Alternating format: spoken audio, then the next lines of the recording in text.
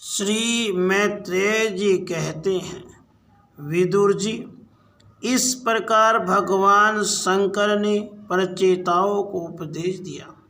फिर परचेताओं ने शंकर जी की बड़े भक्ति भाव से पूजा की। इसके बाद वे उन राजकुमारों के सामने ही अंतर्धान हो गए।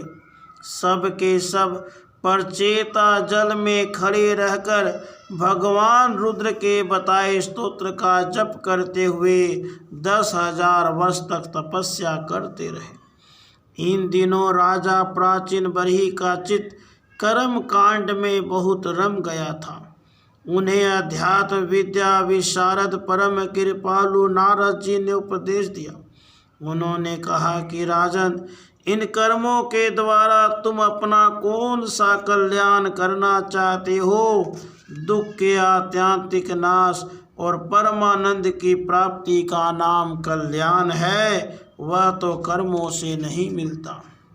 राजा ने कहा, महाभाग नारद जी, मेरी बुद्धि कर्म में फंसी हुई है, इसलिए मुझे परम कल्याण का कोई पता नहीं है। आप मुझे विशुद्ध ज्ञान का उपदेश दीजिए, जिससे मैं इस कर्म बंधन से छूट जाऊं।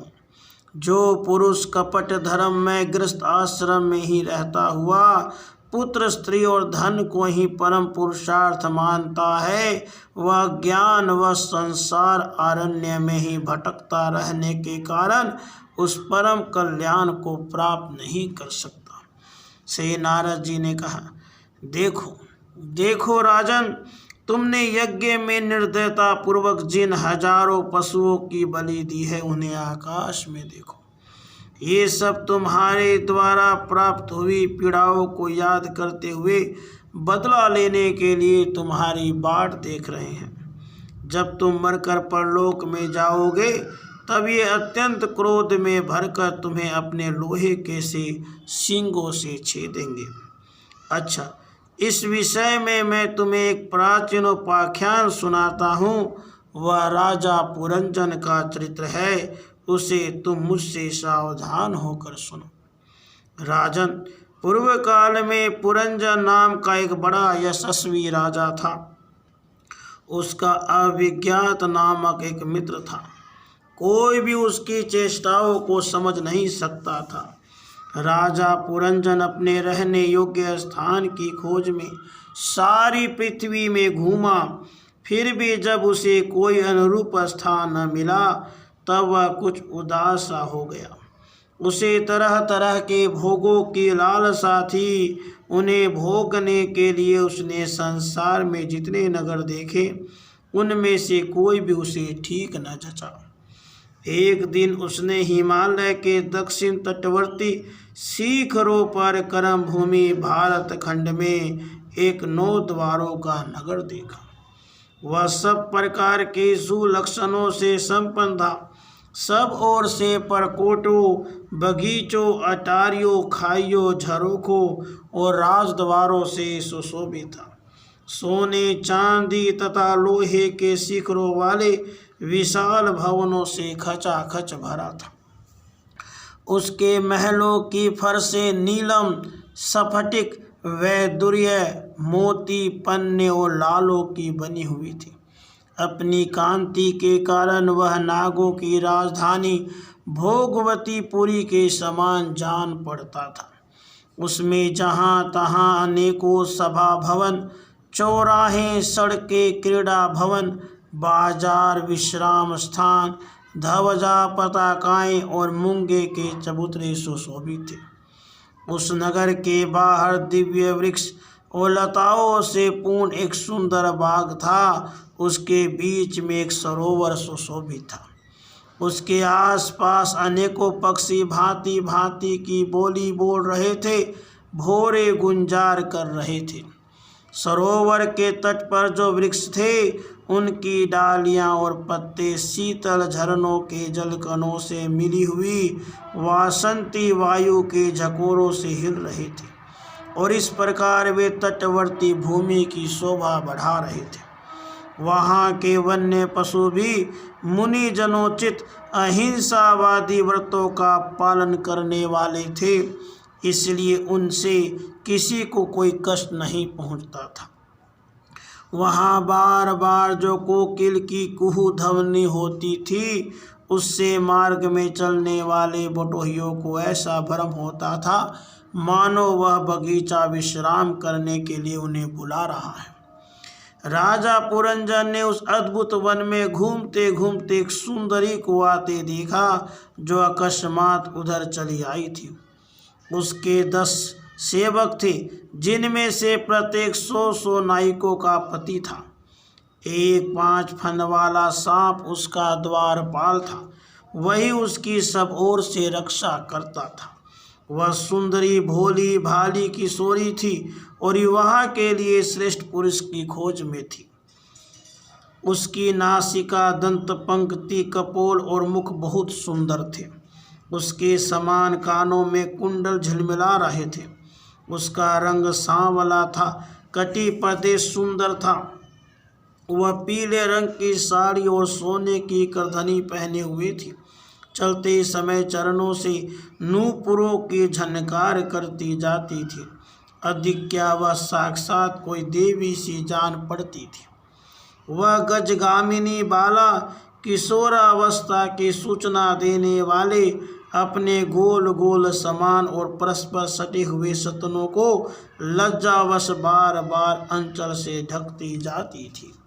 उसकी प्रेम से मटकती बोह और प्रेम पूर्ण त्रिच्छ चितवन के बाण से घायल होकर वीर पुरंजन ने लज्जा युक्त मुस्कान से और भी सुंदर लगने वाले उस देवी से मधुर वाणी में कहा, कमल दर लोचने, मुझे बताओ तुम कौन हो, किसकी कन्या हो? साध्वी, इस समय आ कहाँ से रही हो?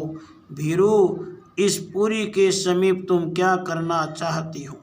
सुभ्रु, तुम्हारे साथ इस 11वें महान शूरवीर से संचालित ये 10 सेवक कौन हैं, और ये सहेलियां तथा तुम्हारे आगे आगे चलने वाला यह सर्प कौन है? सुंदरी, तुम साक्षात लज्जा देवी हो अथवा उमा, रमा और ब्राह्मणी में से कोई हो? यहाँ वन में मुनियों की तरह एकांतवास करके क्या अपने पति देव को खोज रही हो? तुम्हारे प्राणनाथ तो तुम उनके चरणों की कामना करती हो, इतने से ही पूर्ण काम हो जाएंगे। अच्छा, यदि तुम साक्षात कमला देवी हो तो तुम्हारे हाथ का कीड़ा कमल कहाँ गिर गया है? सुभगे, तुम इनमें से तो कोई हो नहीं, क्योंकि तुम्हारे चरण पृथ्वी का स्पर्श कर रहे हैं। अच्छा, यदि तुम कोई मानवी हो तो लक्ष्मी जी जिस प्रकार भगवान विष्णु के साथ वैकुंठ की शोभा बढ़ाती हैं, उसी प्रकार तुम मेरे साथ इस श्रेष्ठ पुरी को अलंकृत करो। देखो, मैं बड़ा ही वीर और पराक्रमी हूँ, परंतु आज तुम्हारे कटाक्षों ने मेरे मन को बेकाबू कर दिया है। तुम्हारी लजीली और अति भाव से भरी मुस्कान के साथ बोहों के संकेत पाकर यह शक्तिशाली कामदेव मुझे पीड़ित कर रहा है। इसलिए सुंदरी, अब तुम्हें मुझ पर कृपा करनी चाहिए। सुचिस्मते, सुंदर बोहें और सुघड़ नेत्रों से सुशोभित तुम्हारा मुखारविंद इन लंबी लंबी काली अलकावलियों से घिरा हुआ है। तुम्हारे मुख से निकले हुए वाक्य बड़े ही मीठे और मन हरने वाले हैं, परंतु वह मुख तो लाज के मारे मेरी ओर होता ही नहीं। जरा ऊंचा करके अपने उस सुंदर मुखड़े का मुझे दर्शन तो कराओ। श्री नारद जी ने कहा, वीरवर, जब राजा पुरंजन ने अधीर से होकर इस प्रकार याचना की, तब उस बाला ने भी हंसते हुए उसका अनुमोदन किया। वह भी राजा को देखकर मोहित हो चुकी थी। वह कहने लगी, नरश्रेष्ठ, हमें अपने उत्पन्न करने वाले का ठीक ठीक पता नहीं है, और न हम अपने या किसी दूसरे के नाम या गोत्र को ही जानती है। वीरवर, आज हम सब इस पुरी में हैं, इसके सिवा मैं और कुछ नहीं जानती। मुझे इसका भी पता नहीं है कि हमारे रहने के लिए पुरी किसने बनाई है। प्रियवर, ये पुरुष मेरे सखा और स्त्रियां मेरी सहेलियां हैं, और जिस समय मैं सो जाती हूँ यह सर्प जागता हुआ इस पुरी की रक्षा करता रहता है। शत्रुदमन, आप यहाँ पधारे, यह मेरे लिए सौभाग्य की बात है। आपका मंगल हो। आपको विषय भोगों की इच्छा है, उसकी पूर्ति के लिए मैं अपने साथियों सहित सभी प्रकार के भोग प्रस्तुत करती रहूँगी। प्रभु, इस 9 द्वारों वाली पुरी में मेरे प्रस्तुत किए हुए इच्छित भोगों को भोगते हुए आप सैकड़ों वर्षों तक निवास कीजिए। भला आपको छोड़कर मैं और किसके साथ रमण करूँगी? तुम दूसरे लोग तो न रति सुख को जानते हैं, न विहित भोगों को ही भोगते हैं, न परलोक का ही विचार करते हैं, और न कल क्या होगा इसका ही ध्यान करते हैं। इसलिए पशु तुल्य है। अहो, इस लोक में गृहस्थ आश्रम में ही धर्म, अर्थ, काम, संतान, सुख, मोक्ष, सुयश और स्वर्ग आदि दिव्य लोकों की प्राप्ति हो सकती है। संसार त्याग यति जंतु न इस सब की कल्पना भी नहीं कर सकते। महापुरुषों का कथन है कि इस लोक में पीतर, देव, ऋषि, मनुष्य तथा संपूर्ण प्राणियों के और भी अपने भी कल्याण का आश्रय एकमात्र गृहस्थ आश्रम है।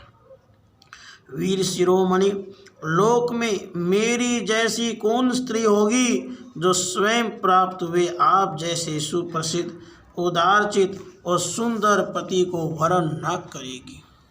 महाबाहु, इस पृथ्वी पर आपकी सांप जैसी गोलाकार सुकोमल भुजाओं में स्थान पाने के लिए किस कामनी का चित्त न ललचाएगा। आप तो अपनी मधुर मुस्कानमयी करुणापूर्ण दृष्टि से हम जैसी अनाथाओं के मानसिक संताप को शांत करने के लिए ही पृथ्वी पर विचर रहे हैं। श्री नारद जी कहते हैं, राजन, उन स्त्री पुरुषों ने इस प्रकार एक दूसरे की बात का समर्थन कर फिर 100 वर्षों तक उस पुरी में रहकर आनंद भोगा। गायक लोग सुमधुर स्वर में जहाँ तहाँ राजा पुरंजन की कीर्ति गाया करते थे। जब ग्रीष्म ऋतु आती तब वह अनेकों स्त्रियों के साथ सरोवर में घुसकर जड़ कीड़ा करता। उस नगर में जो 9 द्वार थे उनमें से 7 नगरी के ऊपर और 2 नीचे थे।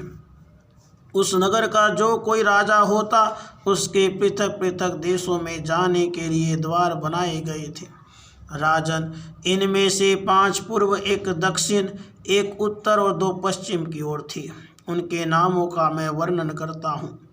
पूर्व की ओर खद्योता और आविर्मुखी नाम के 2 द्वार एक ही जगह बनाए गए थे।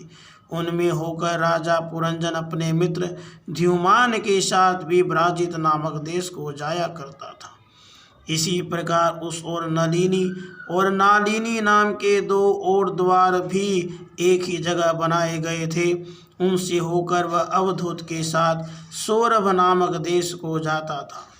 पूर्व दिशा की ओर मुख्या नामक जो 5वां द्वार था उसमें होकर वह रसज्ञ और विपण के साथ क्रमशः बहुधन और आपण नाम के देशों को जाता था। पुरी के दक्षिण की ओर जो पितृहु नामक द्वार था उसमें होकर राजा पुरंजन श्रुतधर के साथ दक्षिण पांचाल देश को जाता था। उत्तर की ओर जो देवहु नामक द्वार था उससे श्रुतधर के साथ वह उत्तर पांचाल देश को जाता था। पश्चिम देश में आसुरी नाम का दरवाजा था, उसमें होकर वह दुर्मद के साथ ग्रामक देश को जाता था। निरति नामक जो दूसरा पश्चिम द्वार था उससे लुब्धक के साथ वह वैशस नामक देश को जाता था। इस नगर के निवासियों में निर्वाक और पेशकृत ये 2 नागरिक अंधे थे। राजा पुरंजन आँख वाले नागरिकों का अधिपति होने पर ही इन्हीं की सहायता से जहाँ तहाँ जाता और सब प्रकार के कार्य करता था। जब कभी अपने प्रधान सेवक विसूचिन के साथ अंतपुर में जाता तब उसे स्त्री और पुत्रों के कारण होने वाले मोह, प्रसन्नता एवं हर्ष आदि विकारों का अनुभव होता। उसका चित्त तरह तरह के कर्मों में फंसा हुआ था। काम परवश होने के कारण वह मूढ़रमणी के द्वारा ठगा गया था। उसकी रानी जो जो काम करती थी वही वह भी करने लगता था। वह जब मद्यपान करती तो वह भी मदिरा पीता और मद से उन्मत्त हो जाता था। जब वह भोजन करती तब वह आप भी भोजन करने लगता और जब कुछ चबाती तब आप भी वही वस्तु चबाने लगता था। इसी प्रकार कभी उसके गाने पर गाने लगता, रोने पर रोने लगता, हंसने पर हंसने लगता, बोलने पर बोलने लगता। वह दौड़ती तो आप भी दौड़ने लगता, खड़ी होती तो आप भी खड़ा हो जाता, सोती तो आप भी उसी के साथ सो जाता और बैठती तो आप भी बैठ जाता। कभी वह सुनने लगती तो आप भी सुनने लगता, देखती तो देखने लगता, सूंघती तो सूंघने लगता और किसी चीज़ को छूती तो आप भी छूने लगता। कभी उसकी प्रिया शोकाकुल होती तो आप भी अत्यंत दिन के समान व्याकुल हो जाता। जब वह प्रसन्न होती तो आप भी प्रसन्न हो जाता और उसके आनंदित होने पर आप भी आनंदित हो जाता। इस प्रकार राजा पुरंजन अपनी सुंदरी रानी के द्वारा ठगा गया। सारी प्रकृति वर्ग परिकर ही उसको धोखा देने लगा। वह मूर्ख विवश होकर इच्छा न होने पर भी खेल के लिए घर पर पाले हुए बंदर के समान अनुकरण करता रहा। श्री नारद जी कहते हैं, राजन, एक दिन राजा पुरंजन अपना विशाल धनुष, सोने का कवच और अक्षय तरकस धारण कर अपने 11वें सेनापति के साथ 5 घोड़ों के शीघ्रगामी रथ में बैठकर पंचप्रस्थ नाम के वन में गया। उस रथ में 2 ईसा दंड, 2 पहिए, 1 धुरी, 3 ध्वज दंड, 5 डोरियां, 1 लगाम, 1 सारथी, 1 बैठने का स्थान, 2 जुए, 5 आयुध और 7 आवरण थे। वह 5 प्रकार के चालों से चलता था। उसका साजबाज सब सुनहरा था। यद्यपि राजा के लिए अपनी प्रिया को क्षण पर भी छोड़ना कठिन था, किंतु उस दिन उसे शिकार का ऐसा शौक लगा कि उसकी भी परवाह न करके वह बड़े गर्व से धनुष बाण चढ़ाकर आखेट करने लगा। उस समय आसुरी वृत्ति बढ़ जाने से उसका चित्त बड़ा कठोर और दया शून्य हो गया था। इससे उसने अपने तीखी बाणों से बहुत से निर्दोष जंगली जानवरों का वध कर डाला। जिसकी मांस में अत्यंत आसक्ति हो, वह राजा केवल शास्त्र प्रदर्शित कर्मों के लिए वन में जाकर आवश्यकता अनुसार अनिषिद्ध पशुओं का वध करे, व्यर्थ पशु हिंसा न करे। शास्त्र इस प्रकार उच्छृंखल प्रवृत्ति को नियंत्रित करता है। राजन, जो विद्वान इस प्रकार शास्त्र नियत कर्मों का आचरण करता है, वह उस कर्म अनुष्ठान से प्राप्त हुए ज्ञान के कारणभूत कर्मों से लिप्त नहीं होता। नहीं तो मनमाना कर्म करने से मनुष्य भी मान के वशीभूत होकर कर्मों में बंध जाता है तथा गुण प्रवाह रूप संसार चक्र में पड़कर विवेक बुद्धि के नष्ट हो जाने से अधम योनियों में जन्म लेता है। पुरंजन के तरह तरह के पंखों वाले बाणों से छिन्न भिन्न होकर अनेकों जीव बड़े कष्ट के साथ प्राण त्यागने लगे। उसका वह निर्दयतापूर्ण जीव संहार देखकर सभी दयालु पुरुष बहुत दुखी हुए, वे इसे सह न सके। इस प्रकार वहाँ खरगोश, सुअर, भैंसे, नीलगाय, कृष्ण मृग, शाही तथा और भी बहुत से मैथ्य पशुओं का वध करते करते राजा पुरंजन बहुत थक गया। तब वह भूख प्यास से अत्यंत शिथिल हो वन से लौटकर राजमहल में आया। वहाँ उसने यथा योग्य रीति से स्नान और भोजन से निवृत्त हो कुछ विश्राम करके थकान दूर की। फिर गंध, चंदन और माला आदि से सुसज्जित हो सब अंगों में सुंदर सुंदर आभूषण पहने, तब उसे अपने प्रिया की याद आई। वह भोजन आदि से तृप्त, हृदय में आनंदित, मद से उन्मत्त और काम से व्यतीत होकर अपनी सुंदरी भार्या को ढूंढने लगा, किंतु उसे वह कहीं भी दिखाई नहीं थी। प्राचीन बरही तब उसने चित्त में कुछ उदास होकर अंतःपुर की स्त्रियों से पूछा, सुंदरियों, अपनी स्वामिनी के सहित तुम सब पहले की तरह कुशल से हो ना? क्या कारण है? आज इस घर की संपत्ति पहले जैसी सुहावनी नहीं जान पड़ती। घर में माता अथवा पति परायना भार्या न हो तो वह घर बिना पहिए के रथ के समान हो जाता है। फिर उसमें कौन बुद्धिमान दिल पुरुषों के समान रहना पसंद करेगा? अतः बताओ, वह सुंदरी कहाँ है जो दुख समुद्र में डूबने पर मेरी विवेक बुद्धि को पद पद पर जागृत करके मुझे उस संकट से उबार लेती है? स्त्रियों ने कहा, नरनाथ, मालूम नहीं आज आपकी प्रिया ने क्या ठानी है। शत्रुदमन देखी, वह बिना बिछोने के पृथ्वी पर ही पड़ी हुई है। श्री नारद जी कहते हैं, राजन, उस स्त्री के संग से राजा पुरंजन का विवेक नष्ट हो चुका था, इसलिए अपने रानी को पृथ्वी पर अस्त व्यस्त अवस्था में पड़ी देखकर वह अत्यंत व्याकुल हो गया। उसने दुखित हृदय से उसे मधुर वचनों द्वारा बहुत समझाया, किंतु उसे अपने प्रेयसी के अंदर अपने पति प्रणय कोप का कोई चिन्ह नहीं दिखाई दिया। वह मनाने में बहुत कुशल था, इसलिए अब पुरंजन ने उसे धीरे धीरे मनाना आरंभ किया। उसने पहले उसके चरण छुए और फिर गोद में बिठाकर बड़े प्यार से कहने लगा। पुरंजन बोला, सुंदरी, वे सेवक तो निश्चय ही बड़े अभागे हैं जिनके अपराध करने पर स्वामी उन्हें अपना समझकर शिक्षा के लिए उचित दंड नहीं देते। सेवक को दिया हुआ स्वामी का दंड तो उस पर बड़ा अनुग्रह ही होता है। जो मूर्ख हैं उन्हीं को क्रोध के कारण अपने हितकारी स्वामी के किए हुए उस उपकार का पता नहीं चलता। सुंदर दंतावली और मनोहर भौहों से शोभा पाने वाली मनस्वनी, अब यह क्रोध दूर करो और एक बार मुझे अपना समझकर प्रणय भार तथा लज्जा से झुका हुआ एवं मधुर मुस्कानमयी चितवन से सुशोभित अपना मनोहर मुखड़ा दिखाओ। ओहो, भरमर पंक्ति के समान नीली अलकावली, उन्नत नासिका और सुमधुर वाणी के कारण तुम्हारा वह मुखारविंद कैसा मनोमोहक जान पड़ता है। वीर पत्नी, यदि किसी दूसरे ने तुम्हारा कोई अपराध किया हो तो उसे बताओ। यदि वह अपराधी ब्राह्मण कुल का नहीं है तो मैं उसे अभी दंड देता हूँ। मुझे तो भगवान के भक्तों को छोड़कर त्रिलोकी में अथवा उससे बाहर ऐसा कोई नहीं दिखाई देता जो तुम्हारा अपराध करके निर्भय और आनंद पूर्वक रह सके। प्रिय, मैंने आज तक तुम्हारा मुख कभी तिलकहीन, उदास, मुरझाया हुआ, क्रोध के कारण डरावना, कांतिहीन और स्नेह शून्य नहीं देखा। वो न कभी तुम्हारे सुंदर स्तनों को ही शोकश्रुओं से भीगा तथा बिंबा फल सदृश अधरों को स्निग्ध केसर की लाली से रहित देखा। मैं व्यसनवश तुमसे बिना पूछे शिकार खेलने चला गया, इसलिए अवश्य अपराधी हूँ। फिर भी अपना समझकर तुम मुझ पर प्रसन्न हो जाओ। कामदेव के विषम बाणों से अधीर होकर जो सर्वदा अपने अधीन रहता है, उस अपने प्रिय पति को उचित कार्य के लिए भला कौन कामिनी स्वीकार नहीं करती।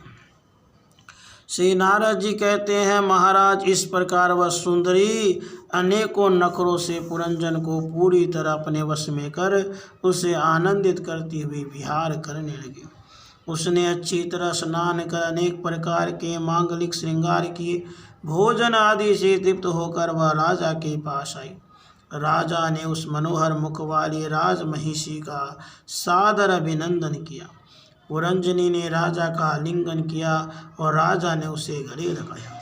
फिर एकांत में मन के अनुकूल रहस्य की बातें करते हुए वैसे मोहित हो गया कि उस कामिनी में ही चित लगा रहने के कारण उसे दिन रात के भेद से निरंतर बीतते हुए काल की दुस्तर गति का भी कुछ पता न चला। मद से छका हुआ मनस्वी पुरंजन अपनी प्रिया की भुजा पर सिर रखे महामूल्य शैया पर पड़ा रहता। उसे तो वह रमणी ही जीवन का परम फल जान पड़ती थी। अज्ञान से आवृत हो जाने के कारण उसे आत्मा अथवा परमात्मा का कोई ज्ञान न रहा। राजन, इस प्रकार कामातुर चित्त से उसके साथ विहार करते करते राजा पुरंजन की जवानी आधे सन के समान बीत गई। प्रजापति उस पुरंजनी से राजा पुरंजन के 1100 पुत्र और 110 कन्याएं हुई, जो सभी माता पिता का सुयश बढ़ाने वाली सुशीलता, उदारता आदि गुणों से संपन्न थी। यह पुरंजनी नाम से विख्यात है। इतने में ही उस सम्राट की लंबी आयु का आधा भाग निकल गया।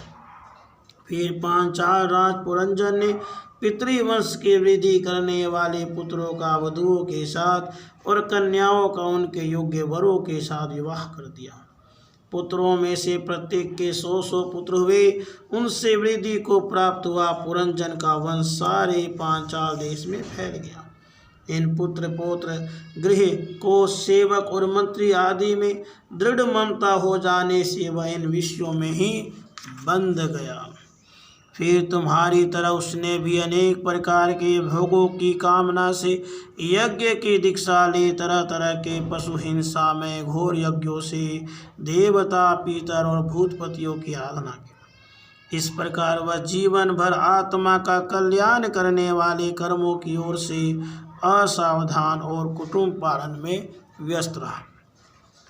अंत में वृद्धावस्था का वह समय आ पहुंचा जो स्त्री लंपट पुरुषों को बड़ा अप्रिय होता है। राजन, चंडवेग नाम का यह गंधर्व राज है।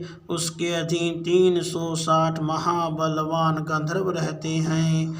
उनके साथ मिथुन भाव से स्थित कृष्ण और शुक्ल वर्ण की उतनी ही गंधर्वियाँ भी हैं। ये बारी बारी से चक्कर लगाकर भोग विलास की सामग्रियों से भरी पूरी नगरी को लूटती रहती है। गंधर्वराज चंडवेग के उन अनुचरों ने जब राजा पुरंजन का नगर लूटना प्रारंभ किया, तब उन्हें 5 फन के सर्प पर जागर ने रोका। यह पुरंजनपुरी की चौकसी करने वाला महाबलवान सर्प 100 वर्ष तक अकेला ही उन 720 गंधर्व गंधर्वियों से युद्ध करता रहा।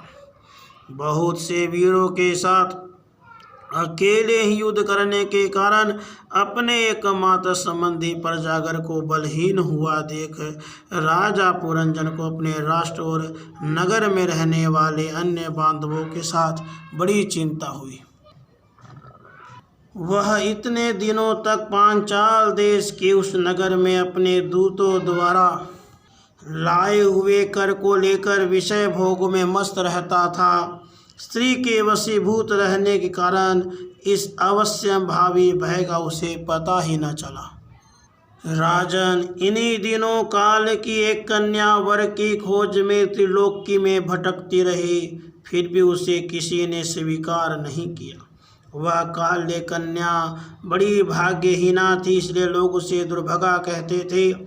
एक बार राजर्षि पुरु ने पिता को अपना यौवन देने के लिए अपनी ही इच्छा से उसे वर लिया था। इससे प्रसन्न होकर उसने उन्हें राज्य प्राप्ति का वर दिया था। एक दिन मैं ब्रह्मलोक से पृथ्वी पर आया तो वह घूमती घूमती मुझे भी मिल गई। तब मुझे नैष्ठिक ब्रह्मचारी जानकर भी कामातुरा होने के कारण उसने वरना चाहा। मैंने उसकी प्रार्थना स्वीकार नहीं की। इस पर उसने अत्यंत कुपित होकर मुझे यह दूसरा शाप दिया कि तुमने मेरी प्रार्थना स्वीकार नहीं की, अतः तुम एक स्थान पर अधिक देर तक न ठहर सकोगे। तब मेरी ओर से निराश होकर उस कन्या ने मेरी सम्मति से यवन राज भय के पास जाकर उसका पति रूप से वर्ण किया और कहा, वीरवर, आप यवनों में श्रेष्ठ हैं। मैं आपसे प्रेम करती हूँ और पति बनाना चाहती हूँ। आपके प्रति किया हुआ जीवों का संकल्प कभी विफल नहीं होता। जो मनुष्य लोक अथवा शास्त्र की दृष्टि से देने योग्य वस्तु का दान नहीं करता और जो शास्त्र दृष्टि से अधिकारी होकर भी ऐसा दान नहीं लेता, वे दोनों ही दुराग्रही और मूढ़ हैं। इसलिए सोचनीय है। भद्र, इस समय मैं आपकी सेवा में उपस्थित हुई हूँ, आप मुझे स्वीकार करके अनुग्रहित कीजिए। पुरुष का सबसे बड़ा धर्म दिनों पर दया करना ही है। काल कन्या की बात सुनकर यवन राज ने विधाता का एक गुप्त कार्य कराने की इच्छा से मुस्कुराते हुए उससे कहा, मैंने योग दृष्टि से देखकर तेरे लिए एक पति निश्चय किया है। तो सबका अनिष्ट करने वाली है, इसलिए किसी को भी अच्छी नहीं लगती और इसी से लोग तुझे स्वीकार नहीं करते। अतः इस कर्मजनित लोक को तू अलक्षित होकर बलात् भोग। तो मेरी सेना लेकर जा, इसकी सहायता से तू सारी प्रजा का नाश करने में समर्थ होगी, कोई भी तेरा सामना न कर सकेगा। यह प्रज्वाल नाम का मेरा भाई है और तू मेरी बहन बन जा। तुम दोनों के साथ मैं अव्यक्त गति से भयंकर सेना लेकर सारे लोकों में विचरूंगा। श्री नारद जी कहते हैं, राजन, फिर भय नामक यवन राज्य के आज्ञाकारी सैनिक प्रज्वाल और कालकन्या के साथ इस पृथ्वी तल पर हर जगह विचरने लगे। एक बार उन्होंने बड़े वेग से बूढ़े सांप से सुरक्षित और संसार की सब प्रकार की सुख सामग्री से संपन्न पुरंजनपुरी को घेर लिया। तब जिसके चंगुल में फंसकर पुरुष शीघ्र ही निसार हो जाता है, वह कालकन्या बलात् उस पुरी की प्रजा को भोगने लगी। उस समय ये ववन भी कालकन्या के द्वारा भोगी जाती हुई उस पुरी में चारों ओर से भिन्न भिन्न द्वारों से घुसकर उसका विध्वंस करने लगे। पुरी के इस प्रकार पीड़ित किए जाने पर उसके स्वामित्व का ही मान रखने वाले तथा ममताग्रस्त बहुकुटुंबी राजा पुरंजन को भी नाना प्रकार के क्लेश सताने लगे। कालकन्या के आलिंगन करने से उसकी सारी स्त्री नष्ट हो गई। अत्यंत विषयासक्त होने के कारण वह बहुत दिन हो गया उसकी विवेक शक्ति नष्ट हो गई। गंधर्व और यवनों ने बलात् उसका सारा ऐश्वर्य लूट लिया। उसने देखा कि सारा नगर नष्ट भ्रष्ट हो गया। पुत्र पौत्र भृत्य और अमात्य वर्ग प्रतिकूल होकर अनादर करने लगे हैं। स्त्री स्नेह शून्य हो गई है। मेरे देह को कालकन्या ने वश में कर रखा है और पांचाल देश शत्रुओं के हाथ में पड़कर भ्रष्ट हो गया है। यह सब देखकर राजा पुरंजन अपार चिंता में डूब गया और उसे उस विपत्ति से छुटकारा पाने का कोई उपाय न दिखाई दिया। कालकन्या ने जिन्हें निस्सार कर दिया था, उन्हीं भोगों की लालसा से वह दीन था। अपनी पारलोक की गति और बंधुजनों के स्नेह से वंचित रहकर उसका चित्त केवल स्त्री और पुत्र के लालन पालन में ही लगा हुआ था। ऐसी अवस्था में उनसे बिछुड़ने की इच्छा न होने पर भी उसे उस पुरी को छोड़ने के लिए बाध्य होना पड़ा, क्योंकि उसे गंधर्व और यवनों ने घेर रखा था। कालकन्या ने कुचल दिया था। इतने में ही यवनराज भय के बड़े भाई प्रज्वाल ने अपने भाई का प्रिय करने के लिए उस सारी पुरी में आग लगा दी। जब वह नगरी जलने लगी तब पूर्ववासी सेवक वृंद, संतान वर्ग और कुटुंब की स्वामिनी के सहित कुटुंब वत्सल पुरंजन को बड़ा दुख हुआ। नगर को कालकन्या के हाथ में पड़ा देख उसकी रक्षा करने वाले सर्प को भी बड़ी पीड़ा हुई, क्योंकि उसके निवास स्थान पर भी यवनों ने अधिकार कर लिया था। प्रज्वाल उस पर भी आक्रमण कर रहा था। जब उस नगर की रक्षा करने में वह सर्वथा असमर्थ हो गया, तब जिस प्रकार जलते हुए वृक्ष के कोटर में रहने वाला सर्प उससे निकल जाना चाहता है, उसी प्रकार उसने भी महान कष्ट से कांपते हुए वहां से भागने की इच्छा की। उसके अंग प्रत्यंग ढीले पड़ गए थे। गंधर्वों ने उसकी सारी शक्ति नष्ट कर दी थी। अतः जब यवन शत्रुओं ने उसे जाते देखकर रोक दिया तो वह दुखी होकर रोने लगा। गृह आसक्त पुरंजन देह के आदि में मैं मेरेपन का भाव रखने से अत्यंत बुद्धिहीन हो गया था। स्त्री के प्रेम पास में फंसकर वह बहुत दीन हो गया था। अब जब उनसे बिछुड़ने का समय उपस्थित हुआ, तब वह अपने पुत्री, पुत्र, पौत्र, पुत्रवधू, दामाद, नौकर, घर, खजाना, अन्य अन्य जिन पदार्थों में उसकी ममता भरसेस थी, उनका भोग तो कभी छूट गया था, उन सब के लिए इस प्रकार चिंता करने लगा। हाय, मेरी भार्या तो बहुत घर गृहस्थी वाली है। जब मैं परलोक में चला जाऊंगा तब यह असहाय होकर किस प्रकार अपना निर्वाह करेगी, इसे इन बाल बच्चों की चिंता ही खा जाएगी। यह मेरे भोजन किए बिना भोजन नहीं करती थी, स्नान किए बिना स्नान नहीं करती थी, सदा मेरे ही सेवा में तत्पर रहती थी। मैं कभी रूठ जाता तो यह बड़ी भयभीत हो जाती थी। झिड़कने लगती तो डर के मारे चुप हो जाती थी। मुझसे कोई भूल हो जाती तो यह मुझे सचेत कर देती थी। मुझ में इसका इतना अधिक स्नेह है कि यदि मैं कभी परदेश चला जाता तो वह विरह अवस्था में सूख कर कांटा हो जाती थी। यूँ तो यह वीर माता है तो भी मेरे पीछे क्या यह गृहस्थ आश्रम का व्यवहार चला सकेगी? मेरे चले जाने पर एकमात्र मेरे ही सहाय रहने वाले पुत्र और पुत्री भी कैसे जीवन धारण करेंगे? ये तो बीच समुद्र में नाव टूट जाने से व्याकुल हुए यात्रियों के समान बिलबिलाने लगेंगे। यद्यपि ज्ञान दृष्टि से उसे शोक करना उचित न था, फिर भी अज्ञानवश राजा पुरंजन इस प्रकार दिन बुद्धि से अपने स्त्री पुत्र आदि के लिए शोकाकुल हो रहा था। इसी समय उसे पकड़ने के लिए वहाँ भय नामक यवन राजा धमका। जब यवन लोग उसे पशु के समान बांधकर अपने स्थान को ले चले तो उसके अनुचरणगण अत्यंत आतुर और शोकाकुल होकर उसके साथ हो लिए। यवनों द्वारा रोका हुआ सर्प भी उस पुरी को छोड़कर इन सब के साथ ही चल दिया। उसके जाते ही सारा नगर छिन्न भिन्न होकर अपने अपने कारण में लीन हो गया। इस प्रकार महाबली यवन राज के बलपूर्वक खींचने पर भी राजा पुरंजन ने अज्ञानवश अपने हितैषी एवं पुराने मित्र अभिज्ञात का स्मरण नहीं किया। उस निर्दय राजा ने जिन यज्ञ पशुओं की बलि दी थी वे उसकी दी हुई पीड़ा को याद करके उसे क्रोधपूर्वक कुठारों से काटने लगे। वह वर्षों तक विवेकहीन अवस्था में अपार अंधकार में पड़ा निरंतर कष्ट भोगता रहा। स्त्री की आसक्ति से उसकी यह दुर्गति हुई थी। अंत समय में भी पुरंजन को उसी का चिंतन बना हुआ था, इसलिए दूसरे जन्म में वह नृपश्रेष्ठ विदर्भ राज के यहाँ सुंदरी कन्या बनकर उत्पन्न हुआ। जब यह विदर्भ नंदिनी विवाह योग्य हुई तब विदर्भ राज ने घोषित कर दिया कि इसे सर्वश्रेष्ठ पराक्रमी वीर ही ब्याह सकेगा।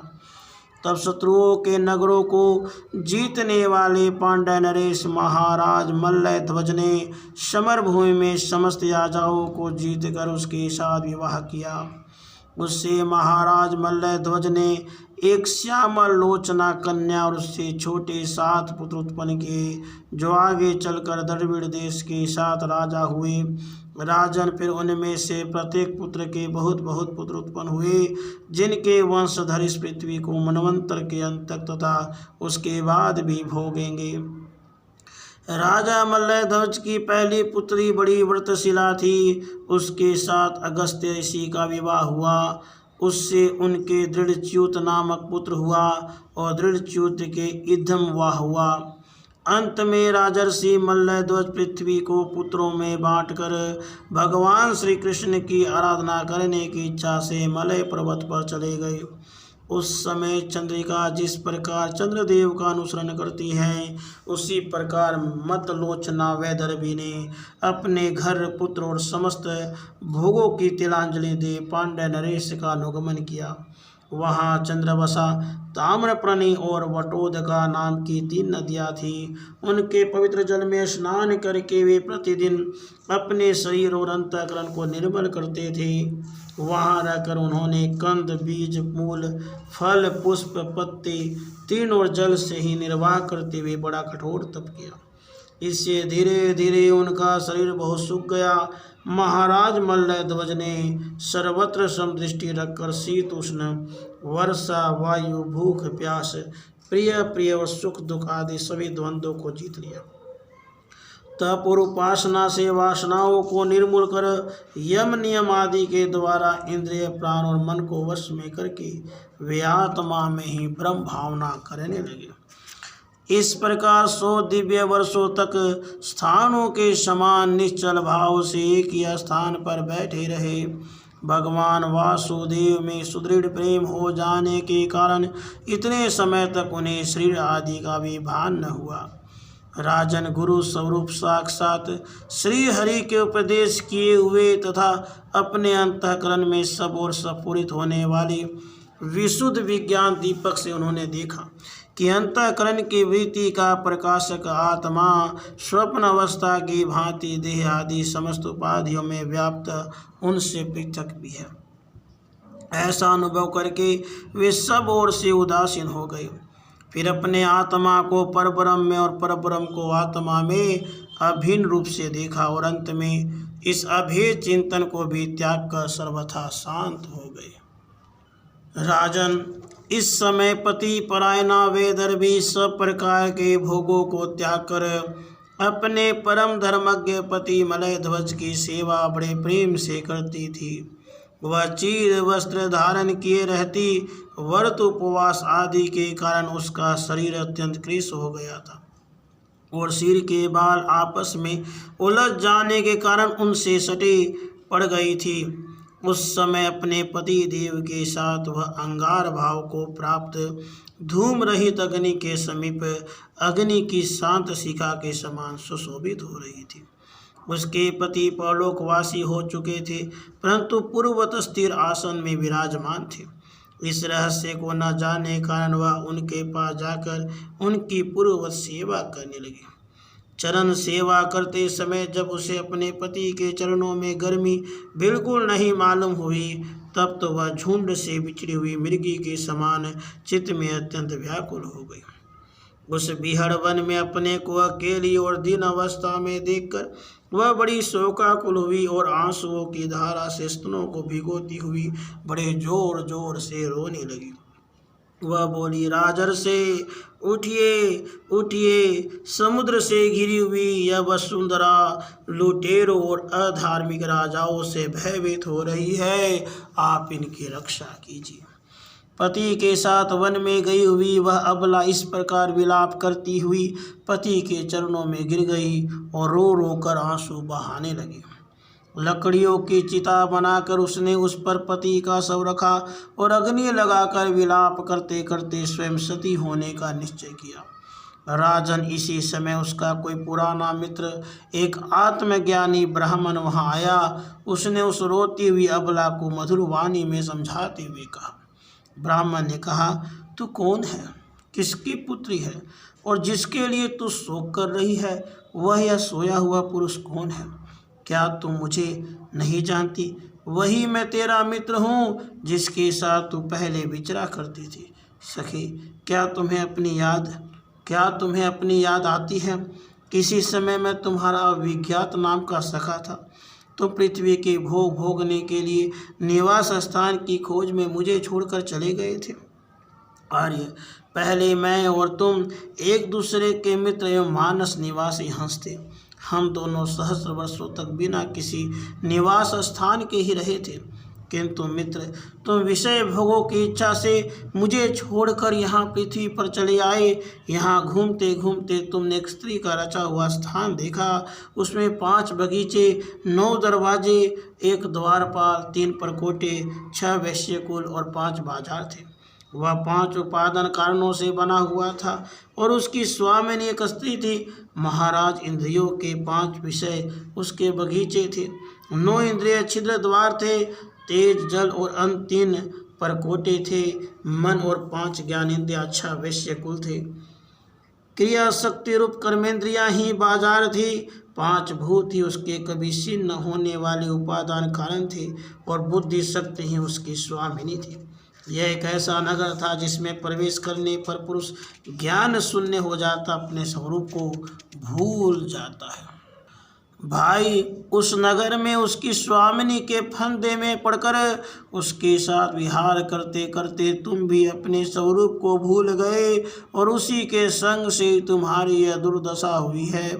देखो, तुम न तो विदर्भ राज्य की पुत्री हो और न यह वीर मल्लय ध्वज तुम्हारा पति ही, जिसने तुम्हें 9 द्वारों के नगर में बंद किया था, उस पुरंजनी के पति भी तुम नहीं हो। तुम पहले जन्म में अपने को पुरुष समझते थे और अब सती स्त्री मानते हो। यह सब मेरी ही फैलाई हुई माया है। वास्तव में तुम न पुरुष हो न स्त्री, हम दोनों तो हंस हैं। तुम्हारा जो वास्तविक स्वरूप है उसका अनुभव करो।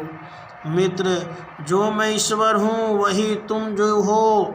तुम मुझसे भिन्न नहीं हो, और तुम विचार पूर्वक देखो, मैं भी वही हूँ जो तुम हो। ज्ञानी पुरुष हम दोनों में कभी थोड़ा सा भी अंतर नहीं देखते। जैसे एक पुरुष अपने शरीर की परछाई को शीशे में और किसी व्यक्ति के नेत्र में भिन्न भिन्न रूप से देखता है, वैसे ही एक आत्मा विद्या और अविद्या की उपाधि के भेद से अपने को ईश्वर और जीव के रूप में दो प्रकार से देख रहा है। इस प्रकार जब हंस ईश्वर ने उसे सावधान किया, तब मान सरोवर का हंस अर्थात जीव अपने स्वरूप में स्थित हो गया और उसे अपने मित्र के विछोह से भूला हुआ आत्मज्ञान फिर प्राप्त हो गया।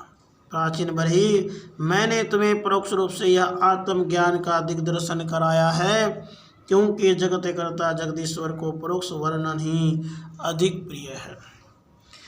राजा प्राचीन बरही ने कहा, भगवान, मेरी समझ में आपके वचनों का अभिप्राय पूरा नहीं आ रहा है। विवेकी पुरुष ही इसका तात्पर्य समझ सकते हैं, हम कर्म विमोहित जीव नहीं।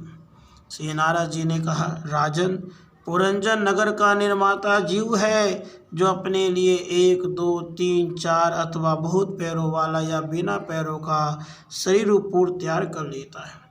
उस जीव का सखा जो अविज्ञात नाम से कहा गया है, वह ईश्वर है, क्योंकि किसी प्रकार के नाम, गुण अथवा कर्मों से जीवों को उसका पता नहीं चलता।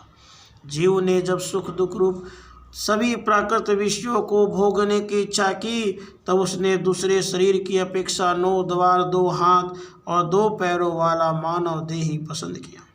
बुद्धि अथवा विद्या को ही तुम पुरंजनी नाम की स्त्री जानो, इसी के कारण देह और इंद्रिय आदि में मैं मेरे पान का भाव उत्पन्न होता है, और पुरुष उसी का आश्रय लेकर शरीर में इंद्रियों द्वारा विषयों को भोगता है। 10 इंद्रियां ही उसके मित्र हैं, जिनसे कि सब प्रकार के ज्ञान और कर्म होते हैं। इंद्रियों की वृत्तियां ही उसकी सखियां, और प्राण, अपान, व्यान, उदान समान रूप 5 वृत्तियों वाला प्राण वायु ही नगर की रक्षा करने वाला 5 फण का सर्प है। दोनों प्रकार के इंद्रियों के नायक मन को ही 11वां महाबली योद्धा जानना चाहिए। शब्द आदि 5 विषय ही 5 चाल देश है, जिसके बीच में वह 9 द्वारों वाला नगर बसा हुआ है। उस नगर में जो एक एक स्थान पर 2-2 द्वार बताए गए थे, वे 2 नेत्र गोलक, 2 नासा छिद्र और 2 कर्ण छिद्र हैं। इनके साथ मुख, लिंग और गुदा, ये 3 और मिलाकर कुल 9 द्वार है। इन्हीं में से होकर वह जीव इंद्रियों के साथ बाह्य विश्व में जाता है। इसमें 2 नेत्र गोलक, 2 नासा छिद्र और 1 मुख, ये 5 पूर्व के द्वार हैं। दाहिने कान को दक्षिण का, बाएं कान को उत्तर का द्वार समझना चाहिए। गुदा और लिंग नीचे के 2 छिद्र पश्चिम के द्वार हैं। खद्योता और आविर्मुखी नाम के जो द्वार एक स्थान पे बतलाए थे, वे नेत्र गोलक हैं। रूप अविभाजित नाम का देश है, जिनका इन द्वारों से जीव चक्षु इंद्रियों की सहायता से अनुभव करता है। चक्षु इंद्रियों को ही पहले द्युमान नाम का सखा कहा गया है। दोनों नासा छिद्र ही नलिनी और नालिनी नाम के द्वार हैं, और नासिका का विषय गंध ही सौरभ देश है। घ्राणेन्द्रिय अवधूत नाम का मित्र है। मुख मुख्य नाम का द्वार है, उसमें रहने वाला वाग इंद्रिय विपण है, और रसनेन्द्रिय रसज्ञ नाम का मित्र है। वाणी का व्यापार आपन है, और तरह तरह के अन्न बहुधन है। दाहिना कान पितृहु और बायां कान देवहु कहा गया है। कर्म कांड रूप प्रवृत्ति मार्ग का शास्त्र और उपासना कांड रूप निवृत्ति मार्ग का शास्त्र ही दक्षिण और उत्तर 5 चाल देश है। इन्हें श्रवण इंद्रिय रूप श्रुतधर की सहायता से सुनकर जीव क्रमशः पितृयान और देवयान मार्गों में जाता है। लिंग ही आसुरी नाम का पश्चिमी द्वार है। स्त्री प्रसंग नामक नाम का देश है, और लिंग में रहने वाला उपस्थ इंद्रिय दुर्मद नाम का मित्र है। गुदा निरति नाम का पश्चिमी द्वार है। नरक वैशस नाम का देश है, और गुदा में स्थित पायु इंद्रिय लुब्धक नाम का मित्र है। इसके सिवा 2 पुरुष अंधे बताए गए हैं, उनका रहस्य भी सुनो, वे हाथ और पाँव हैं। इन्हीं की सहायता से जीव क्रम से सब काम करता है और जहाँ तहाँ आता जाता है। हृदय अंतःपुर है, उसमें रहने वाला मन ही विसूची नाम का प्रधान सेवक है। जीव उस मन के सत्वादी गुणों के कारण ही प्रसन्नता, हर्ष रूपी विकार अथवा मोह को प्राप्त होता है। बुद्धि राजमहिषी पुरंजनी जिस जिस प्रकार स्वप्न अवस्था में विकार को प्राप्त होती है और जागृत अवस्था में इंद्रिया आदि को विकृत करती है, उसके गुणों से लिप्त होकर आत्मा अर्थात जीव भी उसी रूप में उसकी वृत्तियों का अनुकरण करने को बाध्य होता है। यद्यपि वस्तुतः वह उनका निर्विकार साक्षी मात्र ही है। शरीर ही रथ है, उसमें ज्ञान इंद्रिय रूप 5 घोड़े जुटे हुए हैं। देखने में संवत्सर रूप काल के समान ही उसका अप्रतिहत वेग है, वास्तव में वह गतिहीन है। पुण्य और पाप ये 2 प्रकार के कर्म ही उसके पहिया हैं। 3 गुण ध्वज हैं, 5 प्राण डोरियां हैं। मन बागडोर है, बुद्धि सारथी है, हृदय बैठने का स्थान है, सुख दुख आदि द्वंद्व जुए हैं। इंद्रियों के 5 विषय उसमें रखे हुए आयुध है। त्वचा आदि 7 धातुएं उसके आवरण है। 5 कर्मेंद्रियां उसकी 5 प्रकार की गति है। इस रथ पर चढ़कर रथी रूप यह जीव मृग तृष्णा के समान मिथ्या विषयों की ओर दौड़ता है। 11 इंद्रियां उसकी सेना है। 5 ज्ञान इंद्रियों के द्वारा उन इंद्रियों के विषयों को अन्यायपूर्वक ग्रहण करना ही उसका शिकार खेलना है। जिसके द्वारा काल का ज्ञान होता है वह संवत्सर ही चंडवेग नाम का गंधर्वराज है। उसके अधीन जो 360 गंधर्व बताए गए थे वे दिन हैं और 360 गंधर्वियाँ रात्रि हैं। ये बारी बारी से चक्र लगाते हुए मनुष्य की आयु को हरते रहते हैं। वृद्धावस्था ही साक्षात काल कन्या है, उसे कोई भी पुरुष पसंद नहीं करता। तब मृत्यु रूप यमन राज ने लोक का संहार करने के लिए उसे बहन मानकर स्वीकार कर लिया। आदि अर्थात मानसिक क्लेश, व्याधि अर्थात रोग आदि शारीरिक कष्ट ही उस यमन राज के पैदल चलने वाले सैनिक हैं तथा प्राणियों को पीड़ा पहुंचाकर शीघ्र ही मृत्यु के मुख में ले जाने वाला शीत और उष्ण 2 प्रकार का ज्वर ही प्रज्वार नाम का उसका भाई है। इस प्रकार यह देहिमानी जीव अज्ञान से आच्छादित होकर अनेक प्रकार के आदि भौतिक, आध्यात्मिक और आदि देवी कष्ट भोगता हुआ 100 वर्ष तक मनुष्य शरीर में पड़ा रहता है। वस्तुतः तो वह निर्गुण है, किंतु प्राण, इंद्रिय और मन के धर्म को अपने में आरोपित कर मैं मेरेपन कही मान से बंध कर शूद्र विषयों का चिंतन करता हुआ तरह तरह के कर्म करता रहता है। यह यद्यपि स्वयं प्रकाश है, तथापि जब तक जबकि परम गुरु आत्म स्वरूप श्री भगवान के स्वरूप को नहीं जानता तब तक प्रकृति के गुणों में ही बंधा रहता है। उन गुणों का ईमानी होने से वह विवश होकर सात्विक, राजस और तामस कर्म करता है और उन कर्मों के अनुसार भिन्न भिन्न योनियों में जन्म लेता है।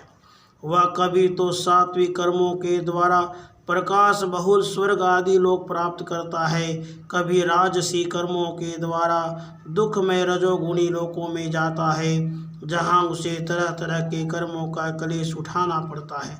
कभी कभी तमोगुणी कर्मों के द्वारा शोक बहुल तमोमयी योनियों में जन्म लेता है।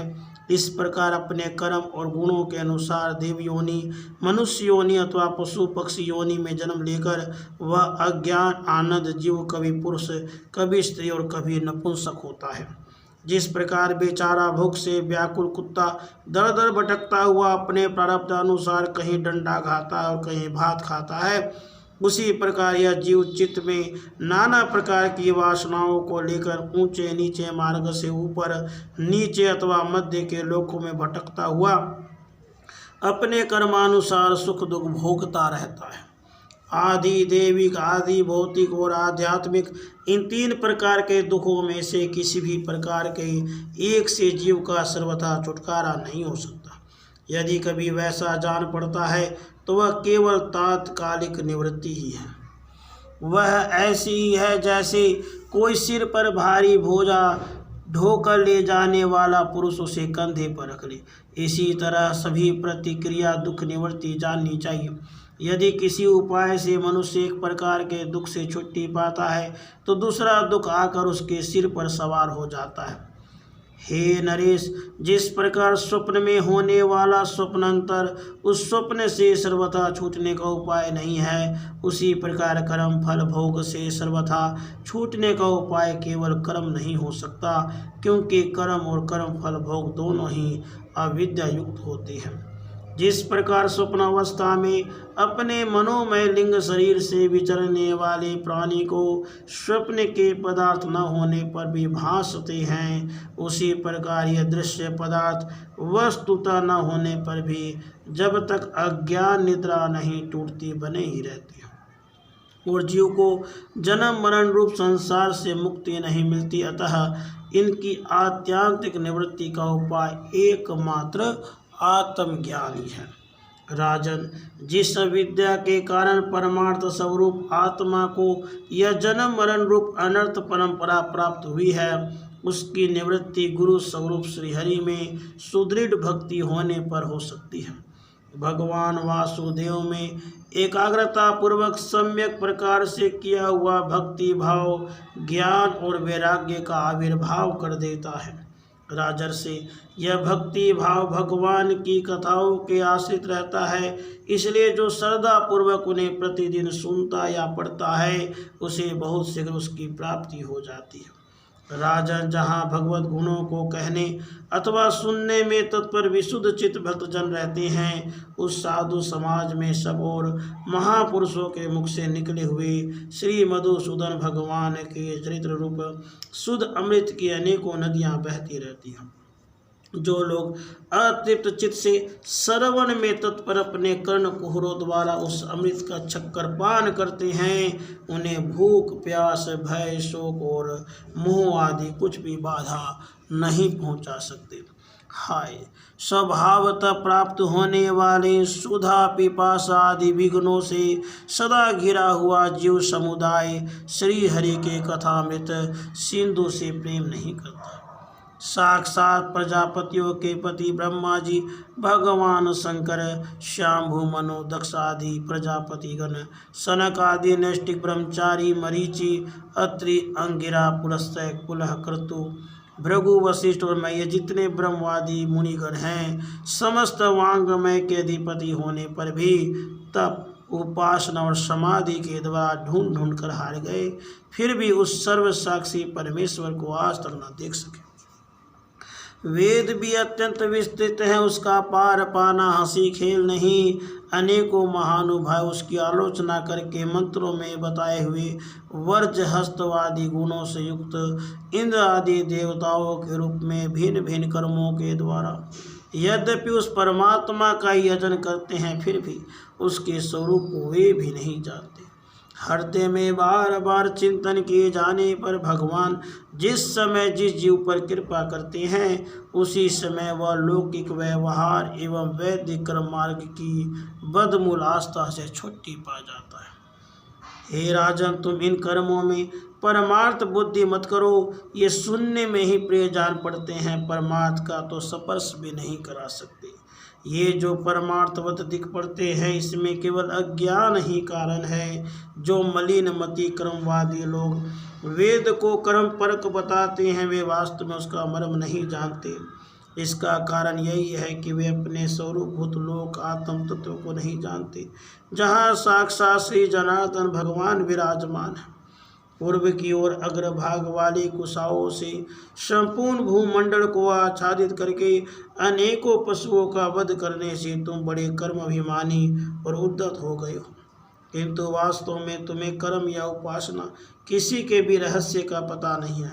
वास्तव में कर्म तो वही है जिससे श्रीहरि को प्रसन्न किया जा सके, और विद्या भी वही है जिससे भगवान में चित्त लग सके।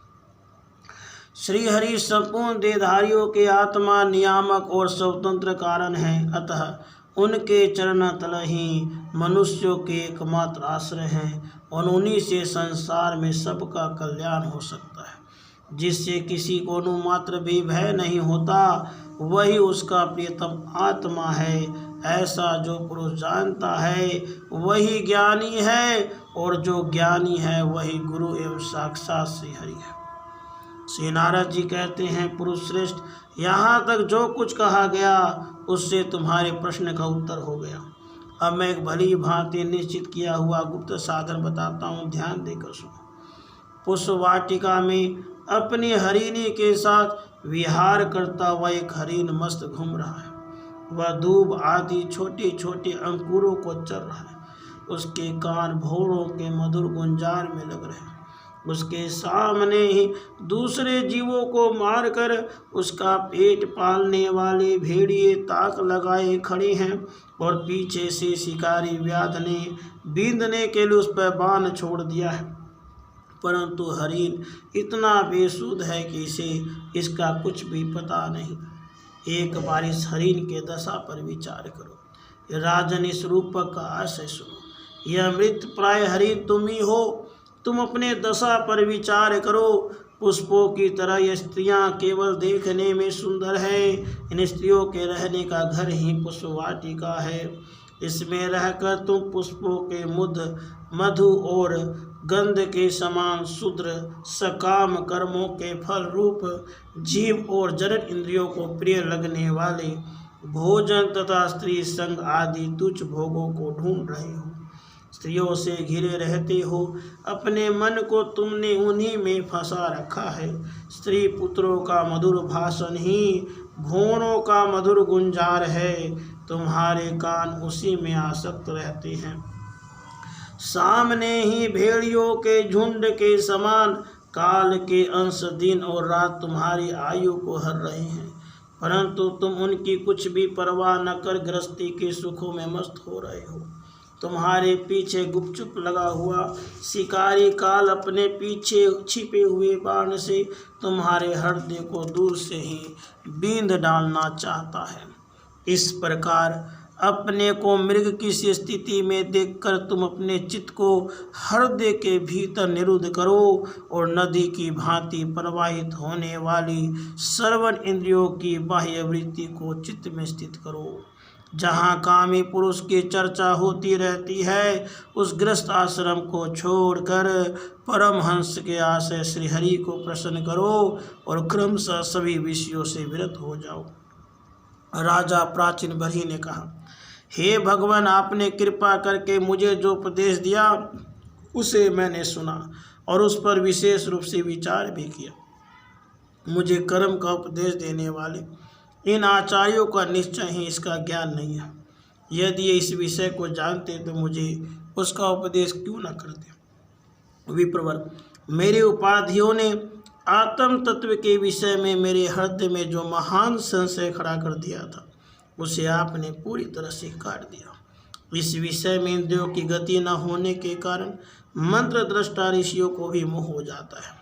वेदवादियों कथन जगह जगह सुना जाता है कि पुरुष इस लोक में जिसके द्वारा कर्म करता है उस स्थूल शरीर को यहीं छोड़कर परलोक में कर्मों से ही बने हुए दूसरे देह से उनका फल भोगता है।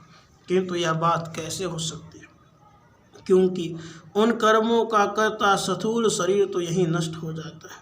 इसके सिवा जो जो कर्म यहाँ किए जाते हैं वे तो दूसरे ही क्षण में दृश्य हो जाते हैं। वे परलोक में फल देने के लिए किस प्रकार पुनः प्रकट हो जाते हैं। श्री नारद जी ने कहा, राजन, स्थूल शरीर तो लिंग शरीर के अधीन है, अतः कर्मों का उत्तरदायित्व उसी पर है। जिस पर मन प्रधान लिंग शरीर की सहायता से मनुष्य कर्म करता है वह तो मरने के बाद भी उसके साथ रहता ही है, अतः वह परलोक में अपरोक्ष रूप से स्वयं उसी के द्वारा उनका फल भोगता है। स्वप्न अवस्था में मनुष्य इस जीवित शरीर का ही मान तो छोड़ देता है, परंतु इसी के समान अथवा इससे भिन्न प्रकार के पशु पक्षी आदि शरीर से वह मन में संस्कार से स्थित कर्मों का फल भोगता रहता है। इस मन के द्वारा जीव जिन स्त्री पुत्र आदि को ये मेरे हैं और देह आदि को यह मैं हूँ ऐसा कहकर मानता है, उनके किए हुए पाप पुण्य आदि रूप कर्मों को भी यह अपने ऊपर ले लेता है और उनके कारण इसे व्यर्थ ही फिर जन्म लेना पड़ता है। जिस प्रकार ज्ञान इंद्रियां और कर्म इंद्रियां दोनों की चेष्टाओं से उनके प्रेरक चित्त का अनुमान किया जाता है, उसी प्रकार चित्त के भिन्न भिन्न प्रकार के वृत्तियों से पूर्व जन्म के कर्मों का भी अनुमान होता है। अतः कर्म अदृष्ट रूप से फल देने के लिए कालांतर में मौजूद रहते हैं। कभी कभी देखा जाता है कि जिस वस्तु का इस शरीर से कभी अनुभव नहीं किया, जिसे न कभी देखा न सुना ही, उसका स्वप्न में वह जैसी होती है वैसा ही अनुभव हो जाता है। राजन, तुम निश्चय मानो कि लिंग देह के अभिमानी जीव को उसका अनुभव पूर्व जन्म में हो चुका है, क्योंकि जो वस्तु पहले अनुभव की हुई नहीं होती उसकी मन में वासना भी नहीं हो सकती। राजन, तुम्हारा कल्याण हो। मन ही मनुष्य के पूर्व रूपों को तथा भावी शरीर आदि को भी बता देता है, और जिसका भावी जन्म होने वाला नहीं होता उस तत्ववेताओं की विदेह मुक्ति का पता भी उसके मन से ही लग जाता है। कभी कभी स्वप्न में देश, काल अथवा क्रिया संबंधी ऐसी बातें भी देखी जाती है जो पहले कभी देखी या सुनी नहीं गई, जैसे पर्वत की चोटी पर समुद्र, दिन में तारे अथवा अपना सिर कटा दिखाई देना इत्यादि। इनके दिखने में निद्रा दोष को ही कारण मानना चाहिए। मन के सामने इंद्रियों से अनुभव होने वाले पदार्थ ही भोग रूप में बार बार आते हैं और भोग समाप्त होने पर चले जाते हैं। ऐसा कोई पदार्थ नहीं आता जिसका इंद्रियों से अनुभव ही ना हो सके। इसका कारण यही है कि सब जीव मन सहित है। साधारणतया तो सब पदार्थों का क्रमशः ही भान होता है, किंतु यदि किसी समय भगवत चिंतन में लगा हुआ मन विशुद्ध सत्व में स्थित हो जाए तो उसमें भगवान का संसर्ग होने से एक साथ समस्त विश्व का भी भान हो सकता है। जैसे राहु दृष्टि का विषय न होने पर भी प्रकाश आत्मक चंद्रमा के संसर्ग से दिखने लगता है। राजन, जब तक गुणों का परिणाम एवं बुद्धि, मन, इंद्रिय और शब्द आदि विषयों का संघात यह अनादि लिंग देह बना रहा है, तब तक जीव के अंदर स्थूल देह के प्रति मैं मेरा इस भाव का भाव नहीं हो सकता। सुषुप्ति, मूर्छा, अत्यंत दुख तथा मृत्यु और तीव्र ज्वर आदि के समय भी इंद्रियों की व्याकुलता के कारण मैं और मेरेपन की स्पष्ट प्रतीति नहीं होती, किंतु उस समय भी उनका अभिमान तो बना ही रहता है। जिस प्रकार अमावस्या की रात्रि में चंद्रमा रहते हुए भी दिखाई नहीं देता, उसी प्रकार युवा अवस्था में स्पष्ट प्रतीत होने वाला यह एकादश इंद्रिय विशिष्ट लिंग शरीर गर्भावस्था और बाल्यकाल में रहते हुए भी इंद्रियों का पूर्ण विकास न रहने के कारण प्रतीत नहीं होता। जिस प्रकार स्वप्न में किसी वस्तु का अस्तित्व न होने पर भी जागे बिना स्वप्न जनित अनर्थ की निवृत्ति नहीं होती, उसी प्रकार सांसारिक वस्तु यद्यपि असत है तो भी अविद्यावश जीव उनका चिंतन करता रहता है, इसलिए उसका जन्म मरण रूप संसार से छुटकारा नहीं हो पाता। इस प्रकार पंच तन्मात्राओं से बना हुआ तथा 16 तत्वों के रूप में विकसित यह त्रिगुण में संघात ही लिंग शरीर है। यही चेतन शक्ति से युक्त होकर जीव कहा जाता है। इसी के द्वारा पुरुष भिन्न भिन्न देहों को ग्रहण करता और त्यागता है। इसी से उसे हर शोक, भय, दुख और सुख आदि का अनुभव होता है। जिस प्रकार चोंक जब तक दूसरे तृण को नहीं पकड़ लेती तब तक पहले वाले को नहीं छोड़ती, उसी प्रकार जीव मरण काल उपस्थित होने पर भी जब तक देह आरंभक कर्मों की समाप्ति होने पर दूसरा शरीर प्राप्त नहीं कर लेता तब तक पहले शरीर के अभिमान को नहीं छोड़ता। राजन, यह मन प्रधान लिंग शरीर ही जीव के जन्मादि का कारण है। जीव जब इंद्र जनित भोगों का चिंतन करते हुए बार बार उन्हीं के लिए कर्म करता है, तब उन कर्मों के होते रहने से अविद्यावश व देह आदि के कर्मों में बंध जाता है। इसलिए उस कर्म बंधन से छुटकारा पाने के लिए संपूर्ण विश्व को भगवत रूप देखते हुए सब प्रकार श्री हरि का भजन करो। उन्हीं से इस विश्व की उत्पत्ति और स्थिति होती है, उन्हीं में लय होता है। श्री मैत्रेय जी कहते हैं, विदुर जी, भक्त श्रेष्ठ श्री नारद जी ने राजा प्राचीन बरही को जीव और ईश्वर के स्वरूप का दिग्दर्शन कराया, फिर भी उनसे विदा लेकर सिद्धलोक को चले गए। तब राजर्षि प्राचीन बलि भी प्रजा पालन का भार अपने पुत्रों को सौंप कर तपस्या करने के लिए कपिल आश्रम को चले गए। वहाँ उन वीरवर ने समस्त विषयों की आसक्ति छोड़ एकाग्र मन से भक्ति पूर्वक श्री हरि के चरण कमलों का चिंतन करते हुए सारूप्य पद प्राप्त किया। निष्पा विदुर जी, देवर्षि नारद के परोक्ष रूप से कहे हुए इस आत्म ज्ञान को जो पुरुष सुनेगा या सुनाएगा वह शीघ्र ही लिंग देह के बंधन से छूट जाएगा। देवर्षि नारद के मुख से निकला हुआ यह आत्म ज्ञान भगवान मुकुंद के यश से संबंध होने के कारण त्रिलोकी को पवित्र करने वाला, अंतःकरण का शोधक तथा परमात्म पद को प्रकाशित करने वाला है। जो पुरुष इसकी कथा सुनेगा वह समस्त बंधनों से मुक्त हो जाएगा और फिर उसे इस संसार चक्र में नहीं भटकना पड़ेगा। विदुर जी, गृहस्थ आश्रमी पुरंजन के रूपक से परोक्ष रूप में कहा हुआ यह अद्भुत आत्म ज्ञान मैंने गुरु जी की कृपा से प्राप्त किया था। इसका तात्पर्य समझ लेने से बुद्धि युक्त जीव का देह अभिमान निवृत्त हो जाता है तथा उसका परलोक में जीव किस प्रकार कर्मों का फल भोगता है यह संशय भी मिट जाता है। राधे कृष्ण।